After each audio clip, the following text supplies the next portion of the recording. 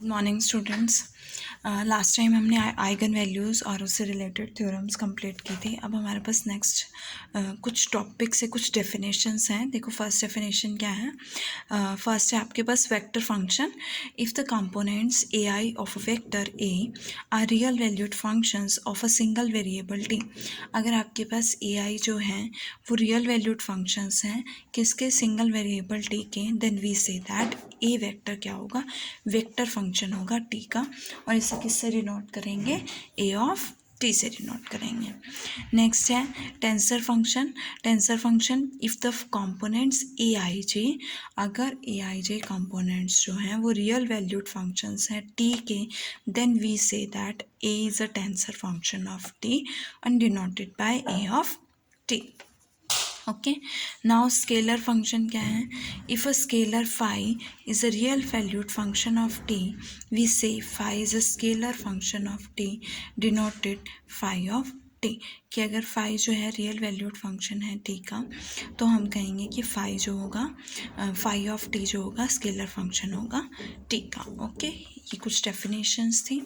Now आपका next topic है coma notation, कि हम टेंसेस को जब हम पार्शियल डेरिवेटिव करते हैं तो उसे कॉमा नोटेशन से नोटेट कर सकते हैं, डिनोट कर सकते हैं। कैसे, अगर आपके पास f जो है वो x1 x2 x3 का फंक्शन है और ये स्केलर पॉइंट फंक्शन है, then in that case we can write f is equals to F of X I, है ना। और अगर मुझे इसका पार्शियल डेरिवेटिव करना है तो मैं क्या लिखूँगी, curl F upon curl X I. Curl F upon curl X I को हम कॉमन नोटेशन से इस तरह से रिप्रेजेंट कर सकते हैं कि f कॉमा आई लिख सकते हैं। ऐसे ही अगर i के प्लेस पे आपको f का पार्शियल डेरिवेटिव x1 के रिस्पेक्ट में करना है तो आप क्या लिखोगे, f कॉमा 1। 2 के रिस्पेक्ट में करना है तो f कॉमा 2। 3 के रिस्पेक्ट में करना है तो f comma 3। So common notation किस लिए यूज़ होती है, पार्शियल ऑर्डर डेरिवेटिव के लिए यूज़ होती है। ओके, नाउ थ्योरम है आपके पास इससे रिलेटेड। फर्स्ट पार्ट है, देखो क्या प्रूफ करना है, X I comma J. X I comma J का मतलब है एक्स आई का derivative, partial derivative with respect to X J किसके इक्वल हो जाए, डेल आई जे के इक्वल हो जाए। ओके, इसके लिए आपने देखो क्या लिया है, x1 x2 x3 are independent variable. अब x1 का डेरिवेटिव x1 के रिस्पेक्ट में 1 होगा, 2 के रिस्पेक्ट में 0 होगा, 3 के रिस्पेक्ट में 0 होगा। नाउ 2 पे आते हैं तो 2 का x1 के रिस्पेक्ट में 0 होगा, 2 के रिस्पेक्ट में 1 होगा और 3 के रिस्पेक्ट में अगेन 0 होगा। एंड 3 का डेरिवेटिव x1 के रिस्पेक्ट में 0 होगा, x2 के रिस्पेक्ट में 0 होगा, x3 के रिस्पेक्ट में क्या होगा, 1 होगा। नाउ अब देखो यहाँ से क्या रिजल्ट आता है कि जब curl X I upon curl X J I is equals to J है, तब आपके पास वैल्यू क्या आ रही है, 1 आ रही है। अदरवाइज वैल्यू क्या आ रही है, 0 आ रही है। ओके, नाउ देखो यहाँ से curl X I upon curl X जे क्या होगा, 0 होगा अगर I is not equals to J है, और 1 होगा आई इज इक्वल्स टू जे। और ये किसकी डेफिनेशन होती है, क्रोनेकर डेल्टा की। क्रोनेकर डेल्टा क्या होता है, डेल आई जे। तो आपके पास एक्स आई कॉमा जे किसके इक्वल हो गया, डेल आई जे के इक्वल हो गया।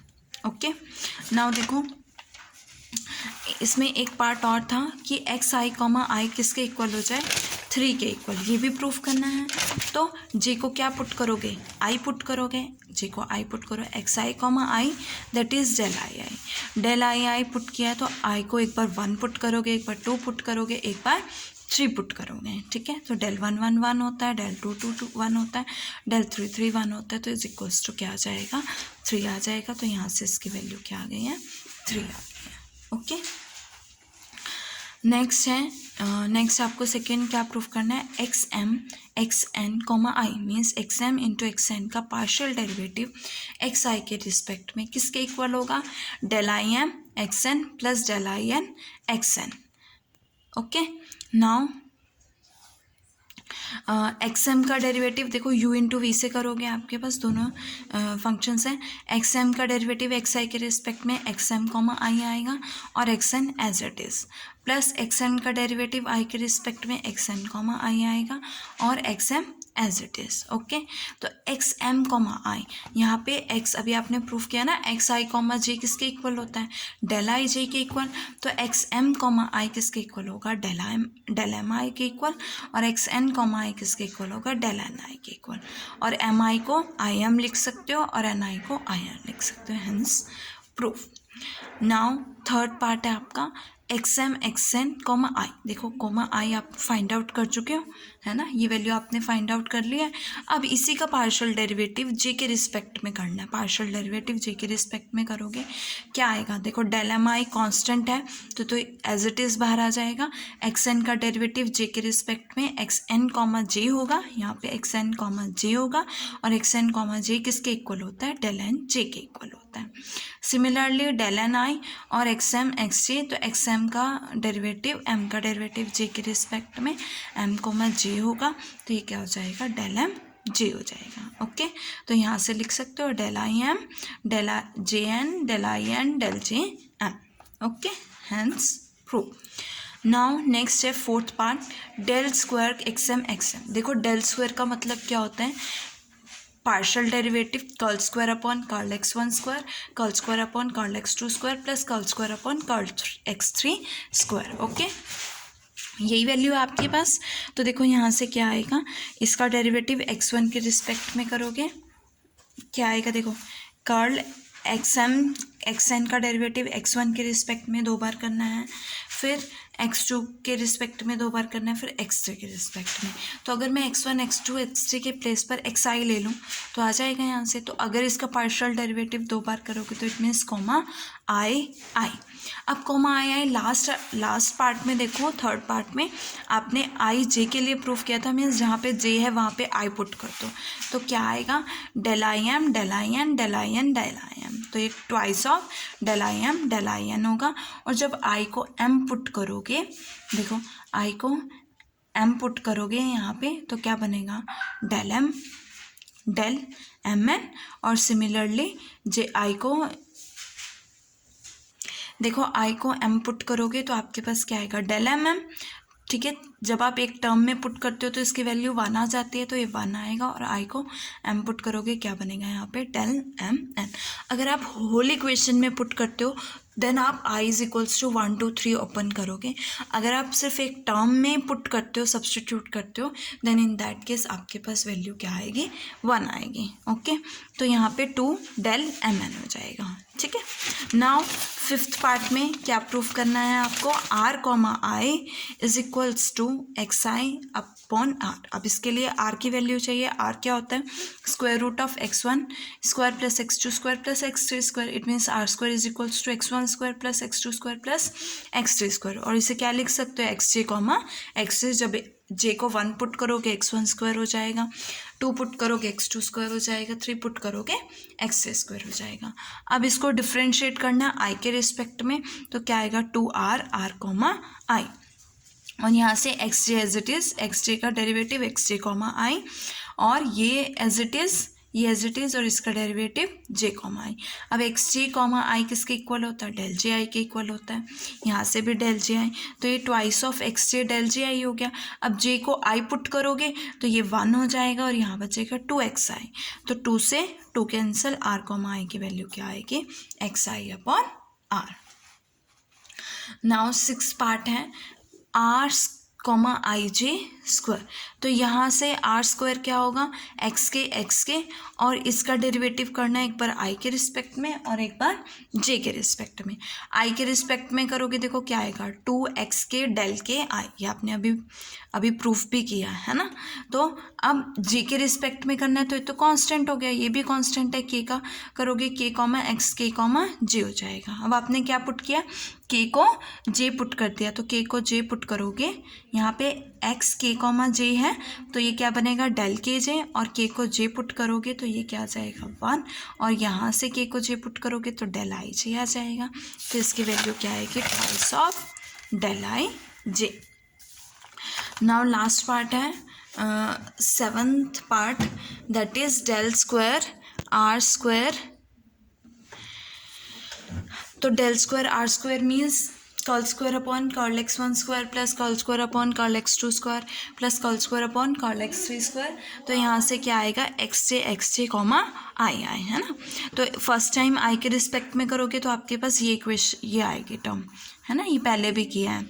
और फिर आई के रिस्पेक्ट में करोगे तो X J comma I means del J I, और आई को जे पुट करोगे डेल आई आई और डेल आई आई। तो यहाँ से क्या बनेगा, आई को 1 पुट किया, 2 पुट किया और 3 पुट किया।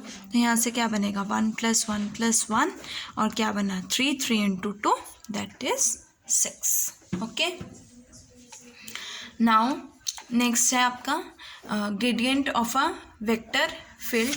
Gradient of a vector field देखो क्या है, let you be a vector having components you I with respect to rectangular Cartesian coordinate system OXI and UI dash with respect to rectangular Cartesian coordinate system OXI dash। तो curl UI upon curl XJ is equals to क्या लिख सकते हैं हम लोग, UI comma J लिख सकते हैं।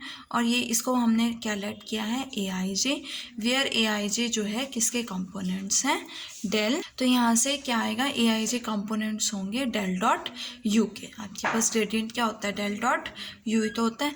तो यहाँ से अगर OXI डैश के रिस्पेक्ट में लिखोगे तो क्या आएगा curl UI dash upon curl XJ dash is equals to UI comma J dash is equals to AIJ dash. अब देखो AIJ डैश लिया है तो कर्ल UI डैश का डेरिवेटिव XJ डैश के रिस्पेक्ट में। अब UI जो है x1 x2 x3 के फंक्शन होंगे, तो मीन्स आप क्या लोगे एक्स के रिस्पेक्ट x1 के रिस्पेक्ट में और x1 का डेरिवेटिव j के रिस्पेक्ट में, देन 2 का डेरिवेटिव j के रिस्पेक्ट में, 3 का डेरिवेटिव j के रिस्पेक्ट में। इस 1 2 3 को हम एक सफिक्स ले लेते हैं k।